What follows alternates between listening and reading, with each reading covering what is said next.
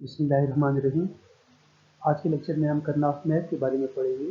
कर्नॉफ map एक standard procedure है जिसकी वेरियस स्टैंडर्ड बूलियन एक्सप्रेशंस को सिंप्लीफाई या मिनिमाइज किया जाता है। कर्नॉफ मैप एक सिस्टमेटिक प्रोसीजर है। इसकी कुछ प्री डिफाइंड स्टेप्स होते हैं और इन स्टेप्स को अगर सही तरीके से फॉलो किया जाए तो हम किसी भी स्टैंडर्ड बूलियन एक्सप्रेशन को उसकी सिंप्लीफाइड या मिनिमाइज्ड फॉर्म में कन्वर्ट कर सकते हैं। It produces the simplest SOP or POS expression possible, known as the minimum expression. Like the truth table, a Karnaugh map also presents all of the possible values of input variables and the resulting output for each value. And unlike the truth table, Karnaugh map is not organized into rows and columns, but is an array of cells. Each cell represents a binary value of the input variables. Truth table की तरह कर्नॉफ map में भी हर input value और उसकी corresponding output value present की जाती है। दोनों में अगर कोई डिफरेंस है तो ये कि ट्रुथ टेबल में ये काम रोज और कॉलम्स की फॉर्म में किया जाता है, जबकि कर्नॉफ मैप में इसके लिए सेल्स यूज किए जाते हैं। हर सेल एक स्पेसिफिक बाइनरी वैल्यू को रिप्रेजेंट कर रहा होता है, एक स्पेसिफिक बाइनरी इनपुट वैल्यू को रिप्रेजेंट कर रहा होता है।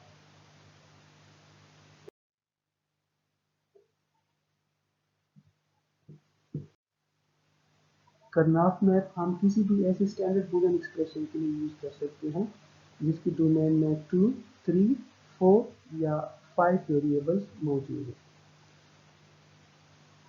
अगर इससे ज़्यादा वेरिएबल्स है, मतलब 6 या 6 से ज़्यादा वेरिएबल्स है किसी भी स्टैंडर्ड बूलियन एक्सप्रेशन की डोमेन में, तो उसके लिए फिर क्वीन मैक्लस्की मेथड यूज किया जाता है।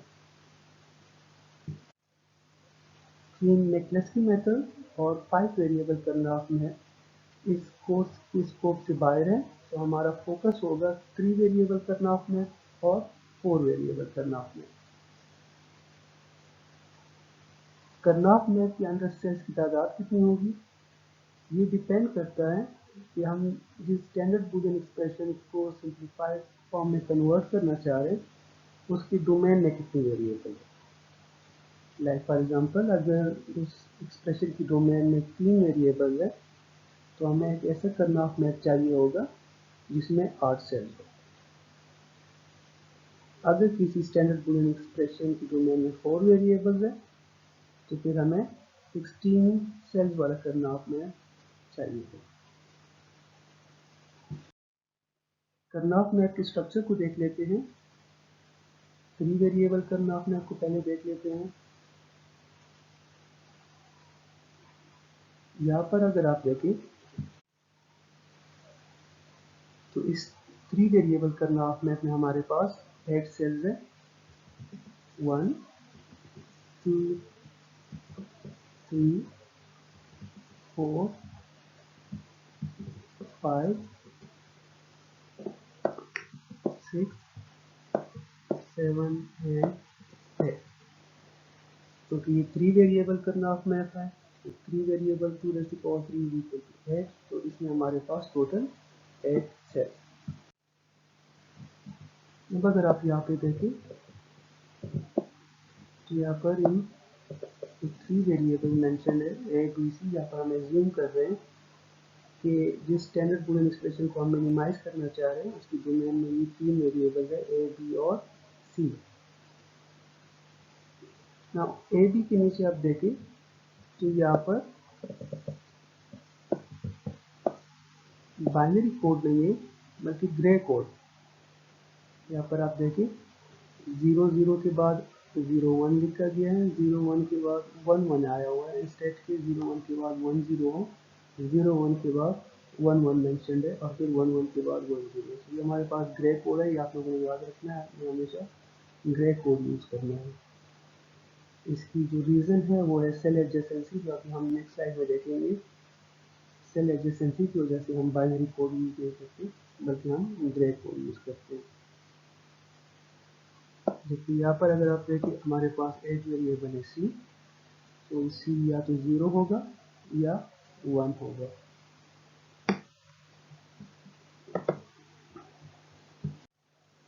जबकि ए और बी दो वेरिएबल्स हैं, दो वेरिएबल्स की टोटल हमारे पास 4 कम्बिनेशन बनती है, 0 0 0 1 1 0 और 1 1।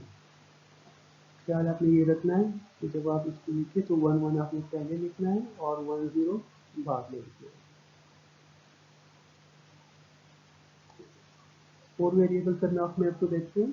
4 वेरिएबल करना ऑफ मैप में यहाँ पर हम एज्यूम कर रहे हैं कि हमारे पास जो 4 वेरिएबल है वो है A B C and D.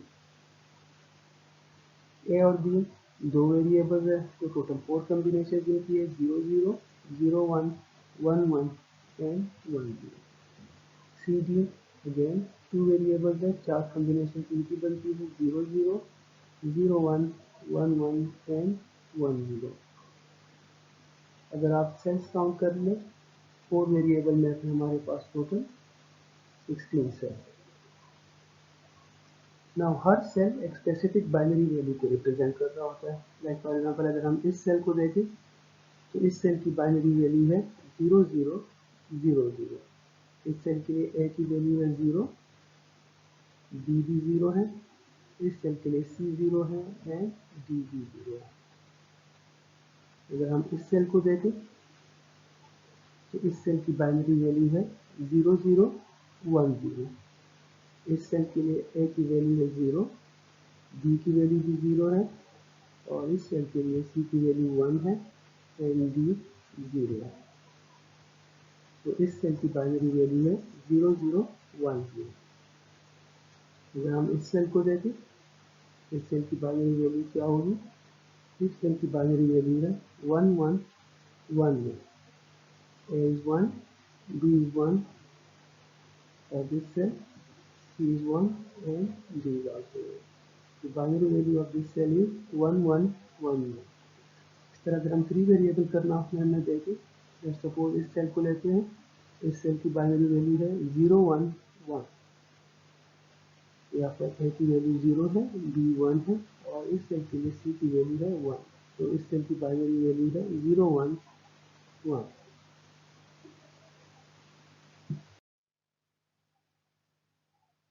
Cells that differ by only a single variable are referred to as adjacent cells। वो सेल जिनके बीच सिर्फ एक वेरिएबल का डिफरेंस हो उन सेल्स को हम एडजेसेंट सेल्स कहेंगे। ओके, नाउ यहाँ पर हमें एक 4 वेरिएबल मैप शोन है।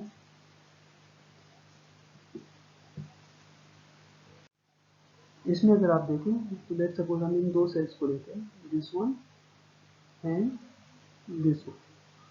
तो हम कह सकते हैं कि दोनों सेल्स आपस में एडजेसेंट है। क्यों एडजेसेंट? इस सेल की बाइनरी वैल्यू है 0 0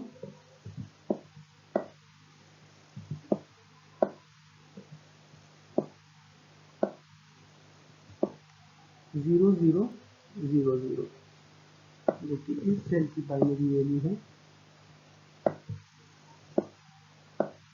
0 0 0 1।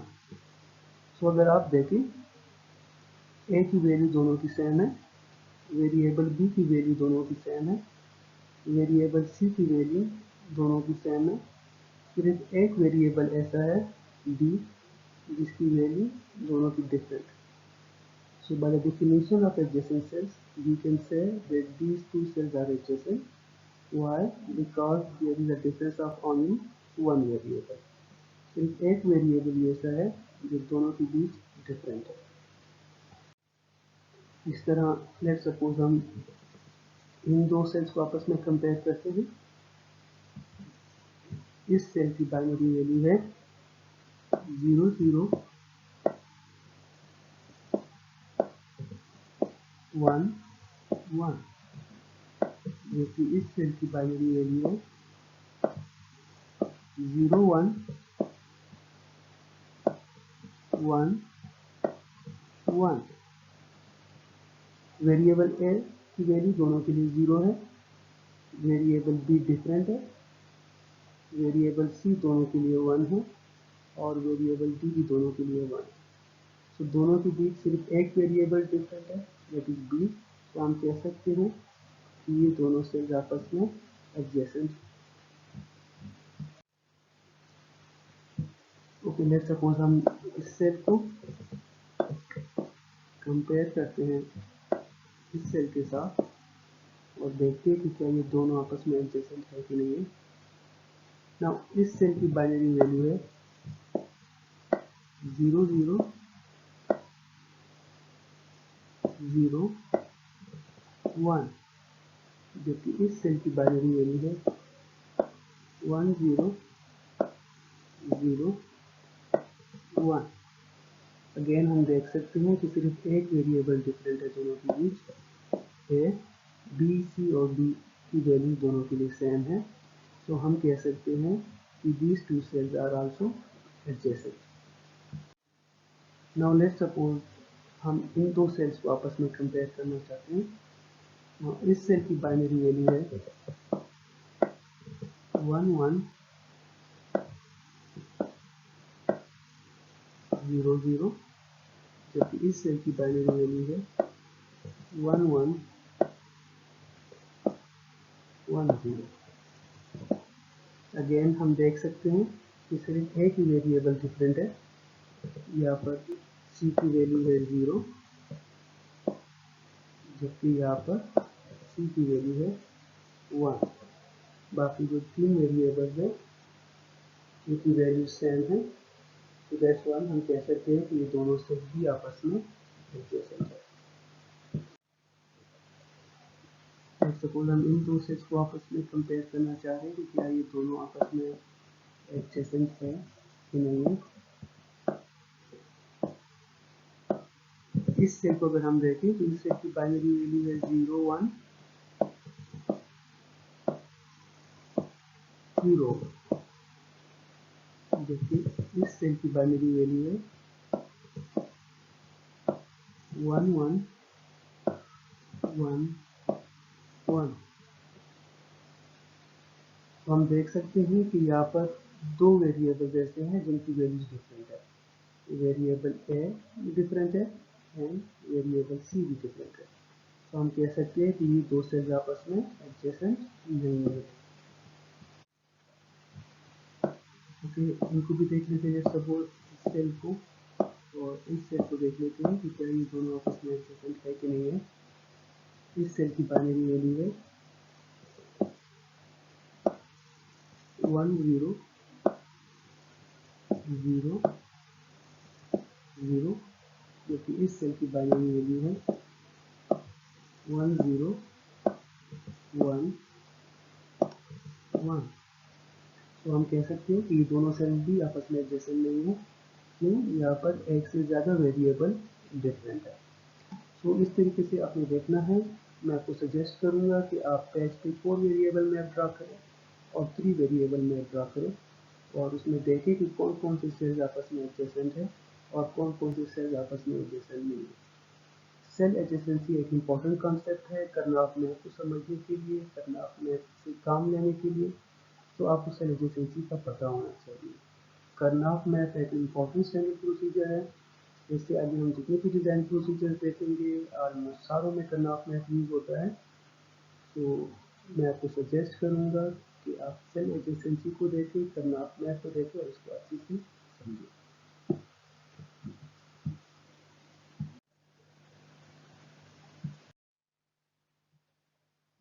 Okay, review. ओके, रिव्यू को देखते हैं।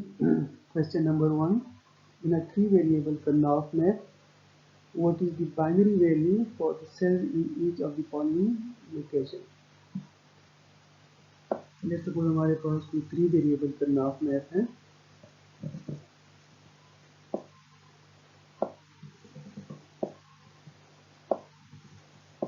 थ्री वेरिएबल Karnaugh मैप में कितने सेल्स होंगे? 8 सेल्स होंगे। ओके, हमें कहा गया है कि आप बताएं कि जो अपर लेफ्ट कॉर्नर है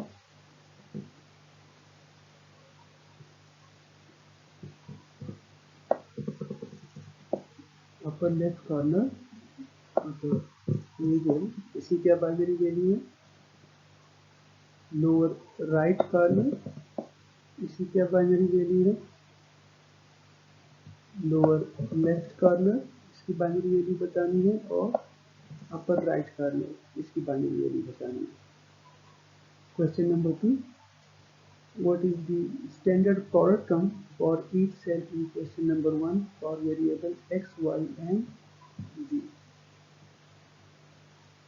हमें कहा गया है कि जो 3 वेरिएबल्स है जो कि यहाँ पर हम यूज करें वो है x,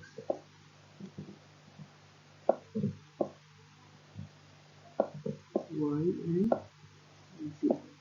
तो x, y और z यूज करते हुए ये बताना है कि अपर लेफ्ट कॉर्नर का क्या प्रोडक्ट टर्म बनेगा, अपर राइट कॉर्नर का क्या प्रोडक्ट टर्म बनेगा, लोअर लेफ्ट कॉर्नर क्या प्रोडक्ट टर्म बनेगा, और लोअर राइट कॉर्नर क्या प्रोडक्ट टर्म बनेगा। Question number 3, repeat question number 1 for a 4 variable map. हमें कहा गया है कि जो 4 वेरिएबल मैप है,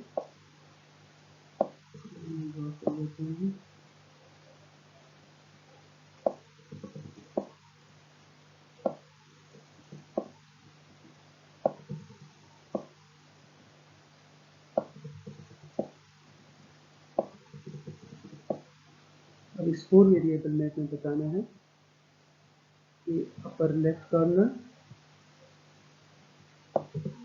ये सेल है, इसकी क्या बाइनरी वैल्यू है, लोअर राइट कॉर्नर की बाइनरी वैल्यू बतानी है, लोअर लेफ्ट कॉर्नर की बाइनरी वैल्यू बतानी है, और अपर राइट कॉर्नर की वैल्यू बतानी है। और क्वेश्चन नंबर 4 में repeat question number 2 for a 4 variable map using variable w, x, y and z। Question number 4 में कहा गया है कि w, x, y और z वेरिएबल्स को यूज करते हुए हमें ये बताना है कि ये 4 कॉर्नर है इनके क्या प्रोडक्ट टर्म्स बनेंगे।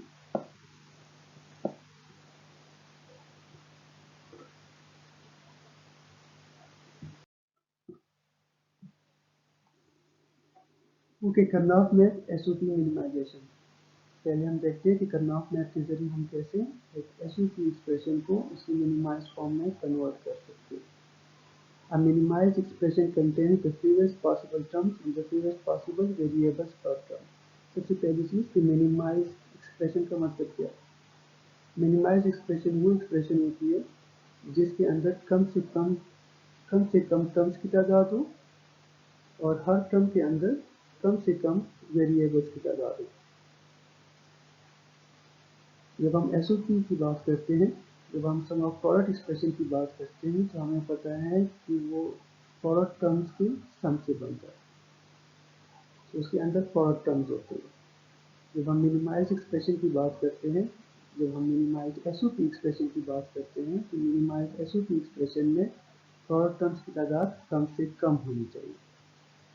अगर कहीं पर 4 है तो 4 से बेहतर है कि 3 प्रोडक्ट टर्म्स हो, 3 से बेहतर है कि 2 प्रोडक्ट टर्म्स हो। तो जितने हमारे पास प्रोडक्ट टर्म्स की तादाद कम होगी उतनी वो हमारे पास सिंप्लीफाइड फॉर्म में होगी।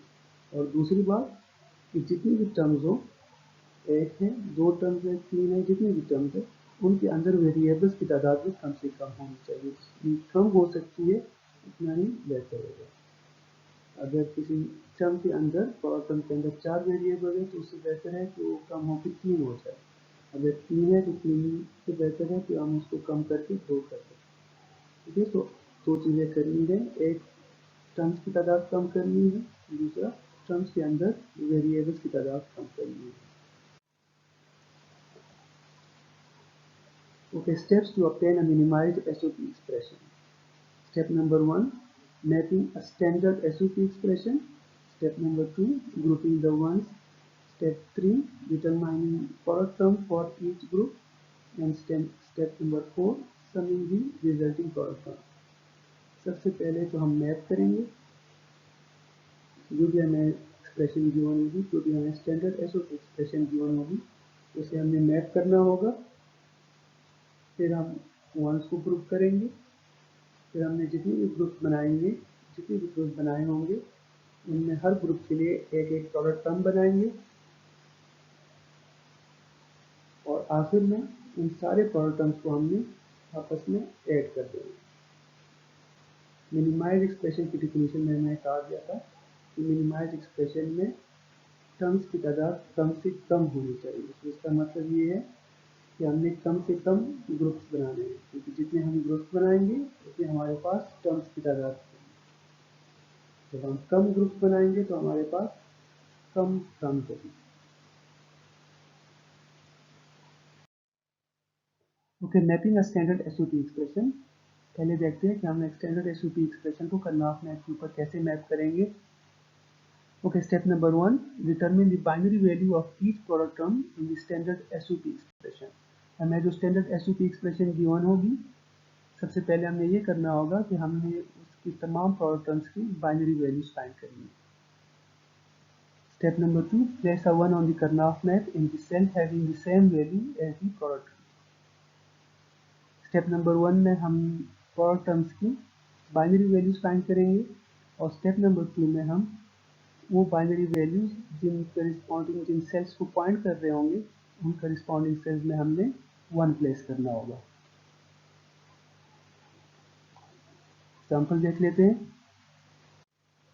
ओके, इस एग्जाम्पल में हमें एक स्टैंडर्ड एसओपी एक्सप्रेशन गिवन है, a complement b complement c complement plus a complement b complement c plus a b c complement plus a b complement c complement। Okay, सबसे पहली चीज, ये हमारे पास एक स्टैंडर्ड एसओपी एक्सप्रेशन है। इसकी domain में 3 वेरिएबल्स है, a b और c। तो हम एक थ्री वेरिएबल करनौघ मैप बना लेंगे a b और c को लेके। ओके, अब हमने ये करना है कि जितने भी इसके अंदर प्रोडक्ट टर्म्स हैं, उन सारे प्रोडक्ट टर्म्स की हमने बाइनरी वैल्यूज फाइंड करनी है। एक प्रोडक्ट टर्म है a complement b complement c, तो हमारे पास इसकी बाइनरी वैल्यू आ जाएगी 0 0 0, क्योंकि हमें पता है कि जब हम प्रोडक्ट टर्म को बाइनरी वैल्यू की फॉर्म में कन्वर्ट करते हैं तो हर कंप्लीमेंटेड वेरिएबल को हम 0 से रिप्लेस करते हैं और हर नॉन कंप्लीमेंटेड वेरिएबल को हम 1 से रिप्लेस करते हैं। तो ये दूसरा प्रोडक्ट टर्म है a complement b complement c, तो इसको हम रिप्लेस कर देंगे 0 0 1 से।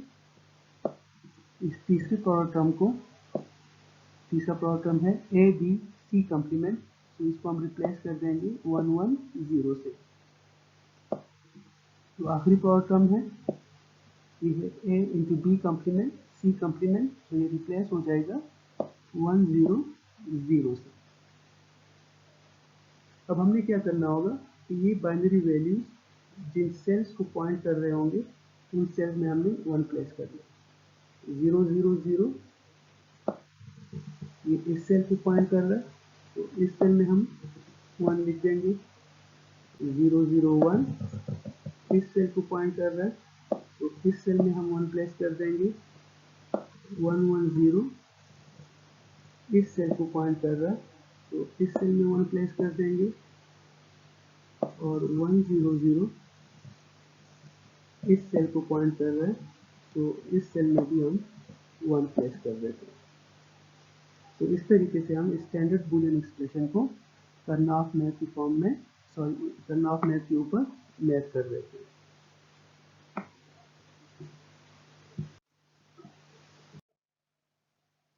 एक और एग्जांपल देखते हैं। हमें एक बूलियन एक्सप्रेशन गिवन है, a complement b complement c plus a complement b c complement plus a b c complement plus a b c। ये एक स्टैंडर्ड एक्सप्रेशन है जो हमें गिवन है, स्टैंडर्ड एसओपी एक्सप्रेशन है। इस एक्सप्रेशन की डोमेन के अंदर 3 वेरिएबल्स है, a b और c। तो सबसे पहले हम क्या करते हैं, सबसे पहले हम इस एक्सप्रेशन के अंदर जितने भी प्रोडक्ट टर्म्स हैं, उन सारे प्रोडक्ट टर्म्स की हम बाइनरी वैल्यूज फाइंड कर लेते हैं।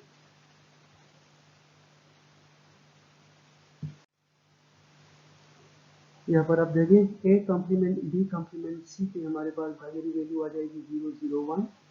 a complement b c complement को हम रिप्लेस कर देते हैं बाइनरी वैल्यू 0 1 0 से। ए बी सी कॉम्प्लीमेंट के लिए बाइनरी वैल्यू है 110 और ए बी सी की बाइनरी वैल्यू बनती है 111। तो अब हम क्या करेंगे कि हम 3 वेरिएबल के अरनाफ मैप बना के वहाँ पर इन सेल में हमने 1 प्लेस कर देंगे। तो यहाँ पर 3 वेरिएबल का अरनाफ मैप बना के एक 1 हम प्लेस कर देंगे 001, ये इस सेल को पॉइंट कर रहा है, तो 001 में 1 प्लेस कर देंगे। 010 010 इस सेल को पॉइंट कर रहा है, तो इस सेल में 1 प्लेस कर देंगे। 110 110 इस सेल को पॉइंट कर रहा है, तो इस सेल में 1 प्लेस कर देंगे। 111 इस सेल को पॉइंट कर रहा है, तो इस सेल में भी 1 प्लेस कर देंगे। एक और एग्जांपल देखते हैं कि हमारे पास एक 4 वेरिएबल का स्टैंडर्ड एसओपी एक्सप्रेशन है। हम चाहते हैं कि हम इसको कर्नल मैप के ऊपर मैप करें। तो सबसे पहले हम क्या करेंगे, इसके अंदर जितनी भी प्रोडक्ट टर्म्स है उन सारे प्रोडक्ट टर्म्स की हमने बाइनरी वैल्यूज फाइंड करनी है। यहाँ पर आप देखिए A complement B complement C D की बाइनरी वैल्यू आ जाएगी 0011। A B C complement A complement B C complement B complement की बाइनरी वैल्यू आ जाएगी 0100। A B C complement B की बाइनरी वैल्यू आ जाएगी 1101। ए बी सी डी की बाइनरी वैल्यू है 1111 और A B C complement B complement की बाइनरी वैल्यू आ जाएगी 1100 और A complement B complement C complement B की जगह आ जाएगा 0001 और A B complement C B complement की जगह हम बाइनरी वैल्यू लिख देंगे 1010। नाउ ये 4 वेरिएबल का एक्सप्रेशन है, तो डोमेन के अंदर 4 वेरिएबल है, तो हम 4 वेरिएबल का लाफ मैप बना के ये बाइनरी वैल्यू जिन सेल्स को पॉइंट कर रही होंगी उन सेल्स में हम 1 प्लेस कर देंगे। हमारे पास ये 4 वेरिएबल मैप आ गया 0011 0011 0011। दिस वन, ये जो सेल है इस सेल में 1 प्लेस कर देंगे। फिर 0100 0100 इस सेल को पॉइंट कर रहा है, सो इस सेल में भी 1 प्लेस कर देंगे।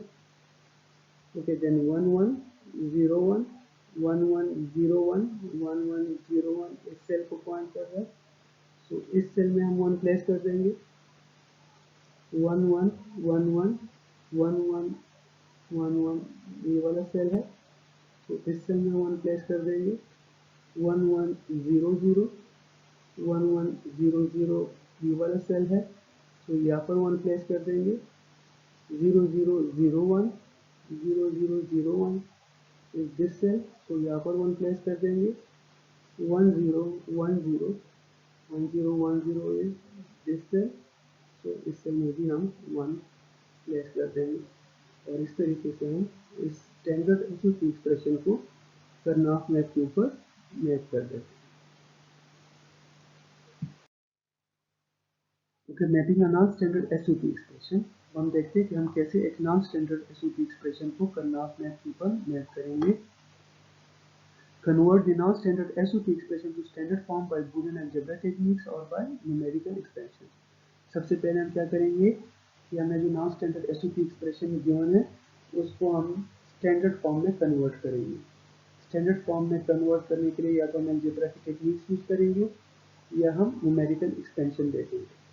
अलजेब्रा की टेक्निक्स हमने पढ़ी थी जिनके जरिए हम एक नॉन स्टैंडर्ड एसओपी एक्सप्रेशन को स्टैंडर्ड फॉर्म में कन्वर्ट करते हैं। तो या तो हम उनको यूज़ करेंगे या हम न्यूमेरिकल एक्सपेंशन के जरिए उसको स्टैंडर्ड फॉर्म में कन्वर्ट करेंगे।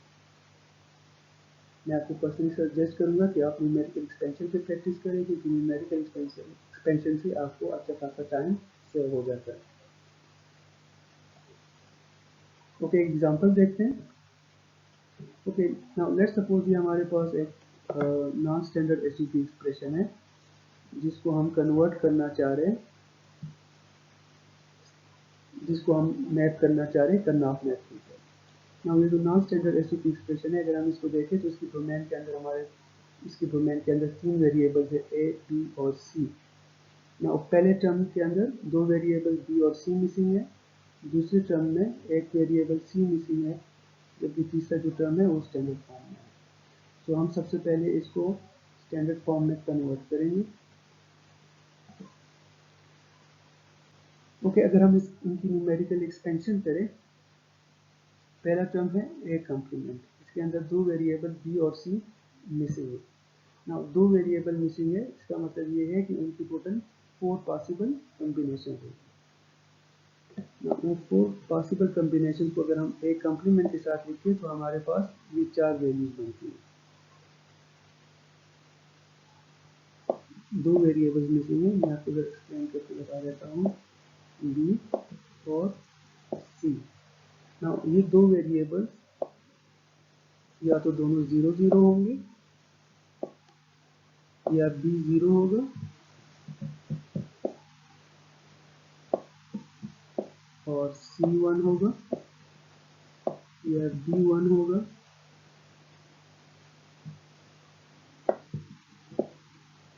और सी 0 होगा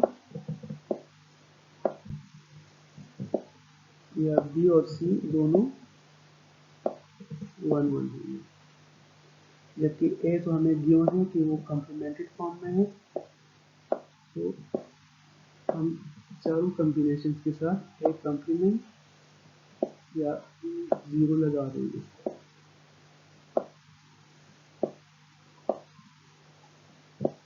तो ये चार वैल्यूज हैं जिनसे पहला टर्म रिप्रेजेंट होगा।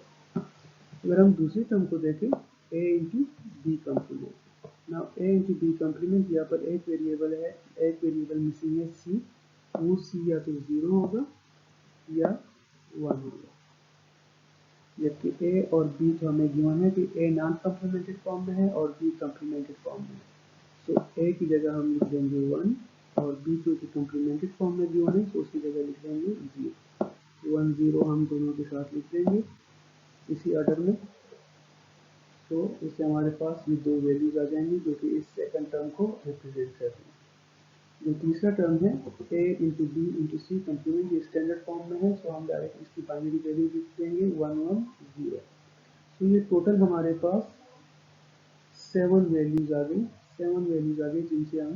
जिनसे ये एसओपी एक्सप्रेशन रिप्रेजेंट होता है। तो हम 3 वेरिएबल में बना के वहाँ पर जिन लोकेशंस को, जिन सेल्स को ये बाइनरी वैल्यूज करेस्पॉन्ड कर रही है, पॉइंट कर रही है, हम वहाँ पर 1 प्लेस कर देंगे। 0 0 0 0 यहाँ पर 1 लिख लेंगे, 0 0 0 1 यहाँ पर 1 आ जाएगा, 0 1 0 1 0 यहाँ पर 1 आ जाएगा और 0 1 1 यहाँ पर 1 आ जाएगा। इस तरह 1 0 0 यहाँ पर 1 आ जाएगा, 1 0 1 यहाँ पर 1 आ जाएगा और 1 1 0 वजह से यहाँ पर हम 1 प्लेस करते हैं। तो इस तरीके से हम एक नॉन स्टैंडर्ड एसओपी एक्सप्रेशन को करनाफ मैप के ऊपर मैप करते हैं।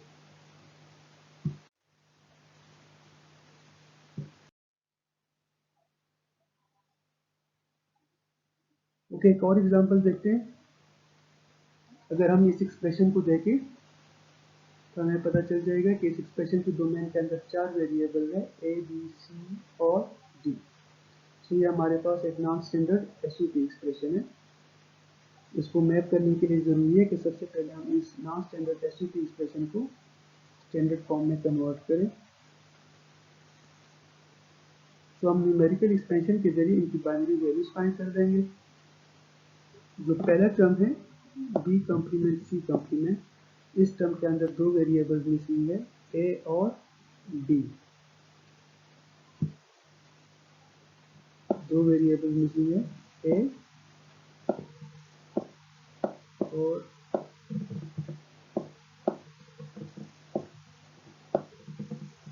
डी।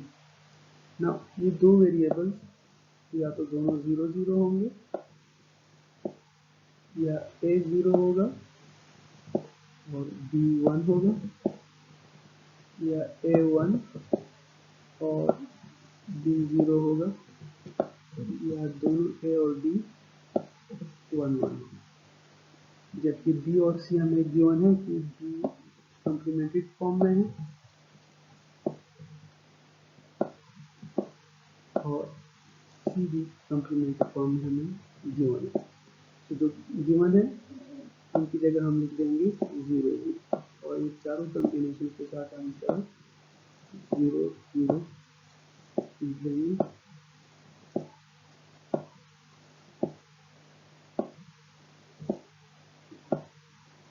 तो इनसे हमारे पास ये वाली चार बाइनरी वैल्यूज आ गई। अगर हम दूसरे प्रोडक्ट टर्म को देखें क्योंकि है a into B complement, again यहाँ पर दो वेरिएबल c और d मिसिंग है। c और d की जो चार कॉम्बिनेशन बनती है वो होंगी 0 0 0 1 1 0 एंड 1 1। a और b कॉम्प्लीमेंट हमें गिवन है तो उनकी जगह हम साथ में ऐड कर देंगे 1 0। सिमिलरली अगर हम तीसरे टर्म को देखें a b c कॉम्प्लीमेंट, यहाँ पर एक वेरिएबल मिसिंग है d, वो d या तो 0 होगा या 1 होगा और a b c कॉम्प्लीमेंट की जगह हम साथ में ऐड कर देंगे 1 1 0। चौथा वेरिएबल चौथा टर्म स्टैंडर्ड फॉर्म में है, पांचवा भी स्टैंडर्ड फॉर्म में है और छठा और टर्म भी स्टैंडर्ड फॉर्म में है।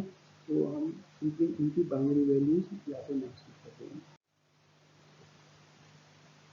तो हम 4 वेरिएबल मैप बना के ये बाइनरी वैल्यूज जिन सेल्स को करिस्पॉन्ड कर रही होंगी, जिन सेल्स को पॉइंट कर रही होंगी, उन सेल्स में हम 1 प्लेस कर देंगे। एक बात याद रखिएगा कि अगर दो सेम वैल्यूज आती है, मतलब वो एक ही सेल को अगर पॉइंट कर रही है तो वहाँ पर हम एक ही दफ़ा 1 लिखेंगे, एक से ज़्यादा मरतबा 1 लिखने की ज़रूरत नहीं है।